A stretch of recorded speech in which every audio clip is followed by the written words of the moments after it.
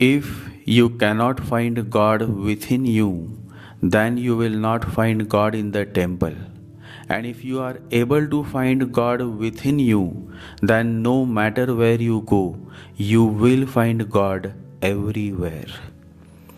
If you are worshipping a plain black stone with utmost devotion, then time would come, a day would come, when the same black stone would transform into a miraculous stone, into the greatest idol. The source is not on the outside, the source is within you. And that is exactly what Jesus Christ has said. The kingdom of God is within you and all around you, and not in mansions of wood and stone. Split a piece of wood, and I am there. Lift a stone, and you will find me. Jesus says the kingdom of God is within you. Everything is within you. God is within you. Devil is also within you. Hell is also within you. Heaven is also within you. And every day, every moment, you experience hell and heaven. Once the Emperor of Japan asked a Zen master, "What is hell and what is heaven?" The Zen master looked at the emperor and said, "You son of a bitch, have you looked at your face in the mirror lately? I have never seen such a dirty looking fellow before." The emperor was enraged. He had not expected such a thing from such a great saint. "You don't know great saints. You know only small punny saints. A real saint is not a cat. He is a tiger. He is fearless." The emperor was so enraged that he pulled his sword out of its sheath. He was going to cut the head of the master. Just as the sword was coming closer, the master said, "Wait, you are entering hell. This is the gate to hell." The way the master said, "Wait," was so powerful that the emperor's hand was stopped in the middle, and he understood.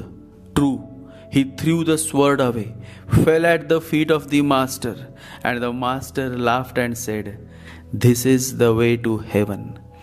You have already experienced both within a single moment. The distance is not far." Whenever you are surrendered to existence, whenever you live in trust, in love, prayers, joy, celebration, you are in heaven.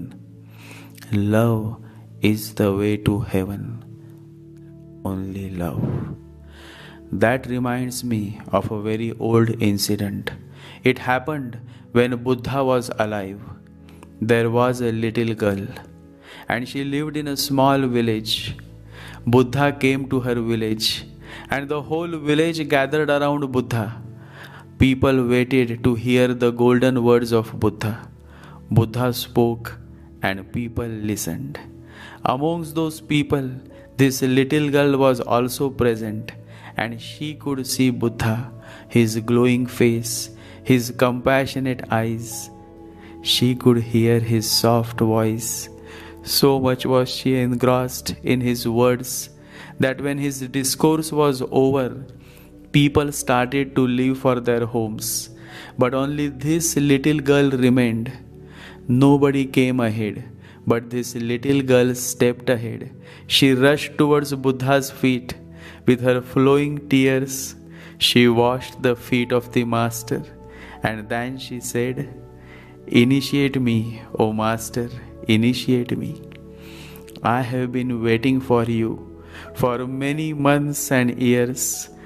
I have been praying to God to have a glimpse of you, and finally you have come. I am truly touched by your omnipresence. Please take me with you. Now I cannot live without you." Buddha smiled. He raised her up, kissed on her forehead, and said, "The road is long, and I am getting old. I have come to this village because I had been receiving your prayers. I could feel your love, your devotion. I have come for you, but I cannot take you with me. I need not be with you in physical form. This physical form is just a dream. Do not worry, I am with you. That night, when Buddha reached the other village, Ananda, his closest disciple, asked, Master, how do you decide your journeys? And Buddha looked into Ananda's eyes and said, My feet move towards that man and that woman who are thirsty for my love. To me, it doesn't matter whether that man or woman is a king or a beggar. What matters to me is his love, his devotion, his faith. That is how my journeys happen. It is not me, it is my devotees that decide the course of my journeys. My fellows, there is nothing as high as love. Love is a rose flower in your being. But prepare your being. Dispel the darkness and the unconsciousness. Become more and more alert and aware. And love will come in its own accord, in its own time. You need not worry about it, and whenever it comes, it is always perfect. Awareness, consciousness grows when love grows, and love grows when awareness, consciousness grow. It is all interlinked. This consciousness is God. In the West, they call it God consciousness. In the East, they call it Krishna consciousness. The essence is the same, just the labeling is different.